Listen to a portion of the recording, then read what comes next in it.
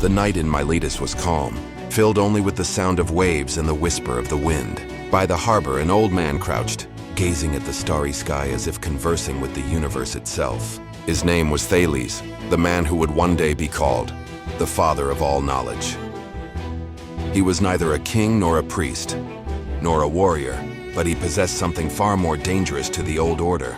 A new way of thinking. In his time, every explanation of the world came from myth and the will of the gods. Rain was said to be the tears of the divine. Eclipses were seen as the wrath of heaven, but Thales saw the world differently.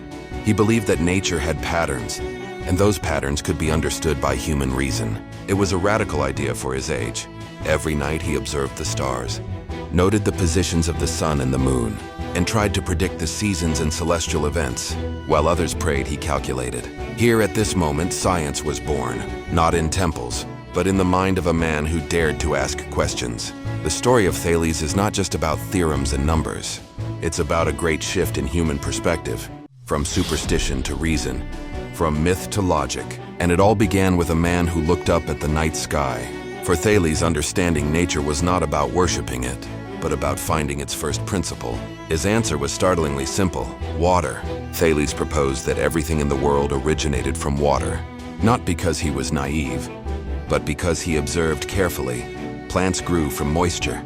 Animals and humans needed water to live, and the earth itself changed form when touched by it. More importantly, water could transform, from liquid to solid to vapor. In it, Thales saw something fundamental, a primal substance that would later inspire the modern scientific concept of matter. To the ancient world, this was more than theory. It was a challenge to divine explanation. Water was not a god. It was a natural element that could be studied and understood. Such thinking made Thales dangerous to priests, but revered among young thinkers. This was the brilliance of Thales. He transformed belief into explanation and paved the way for natural science. From this simple idea, entire branches of knowledge would grow. Physics, chemistry, even biology. 85 BCE, two mighty kingdoms, Lydia and Media, prepared for war by the river Halys. Thousands of soldiers stood ready, but when the sun reached its peak, darkness fell upon the battlefield. A solar eclipse. The two kings were terrified. The war stopped. Only one man knew it would happen: Thales. Through years of studying the heavens, he had predicted the eclipse with astonishing accuracy for his time. In a world where celestial events were seen as divine omens, what Thales did was nearly unimaginable. He didn't just read the stars, he read the future through science. The impact was enormous. King Alyattes of Lydia saw Thales not merely as a scholar, but as a strategic power. The war ended, peace was signed, and Thales became a trusted figure in the royal court. It was the moment when science changed the course of history, not by the sword, but by the mind. After the eclipse, Thales' influence rose dramatically, and so did the number of his enemies. The priests who had long claimed to interpret the will of heaven felt threatened. Thales didn't claim to speak to the gods. He explained the sky with logic. He said, "The stars are not angry, the sun is not wrathful. Nature merely follows its pattern." A simple statement, yet a direct blow to religious authority. Priests called him arrogant, even dangerous, but the people began to listen. For the first time, reason and faith stood face to face. Thales was no rebel, yet his ideas were a silent revolution. He didn't destroy temples. He dismantled the monopoly of knowledge. Thales is called the first philosopher not because he wrote books, but because he taught people how to think. He told his students not to believe blindly, but to ask why and how. In the courtyard of his home in Miletus, he taught young pupils to record observations, to look for patterns, and to seek natural explanations. From this practice emerged the beginnings of natural philosophy, the tradition that would later produce Socrates, Plato, and Aristotle. His philosophy was simple yet revolutionary. Everything can be explained rationally.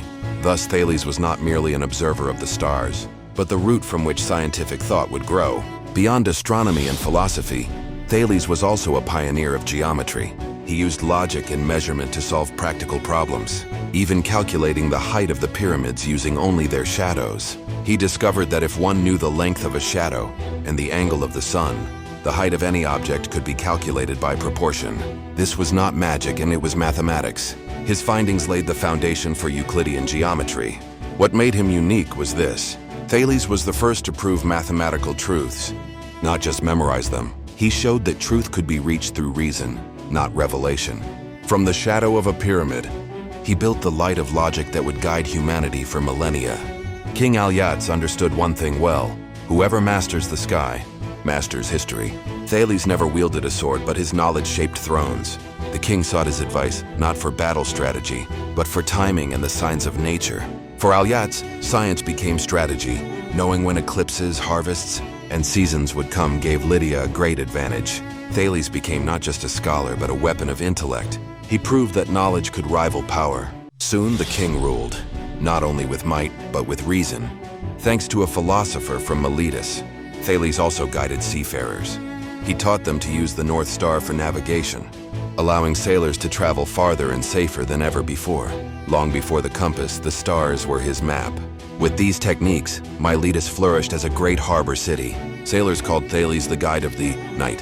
His knowledge of the sky opened new trade, routes and realms of exploration, expanding the reach of Greek civilization.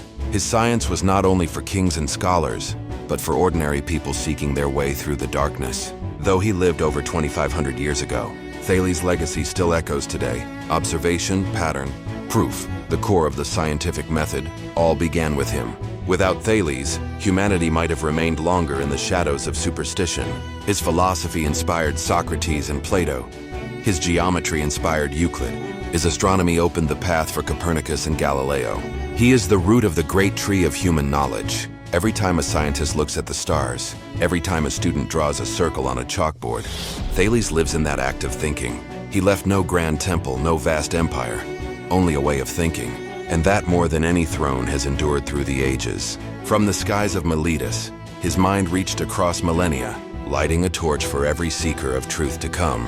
He proved that mankind need not fear the heavens, only learn from them. And from that simple act of wonder began all knowledge: astronomy, mathematics, philosophy, and even the art of ruling itself. No wonder the world remembers him as the father of all knowledge.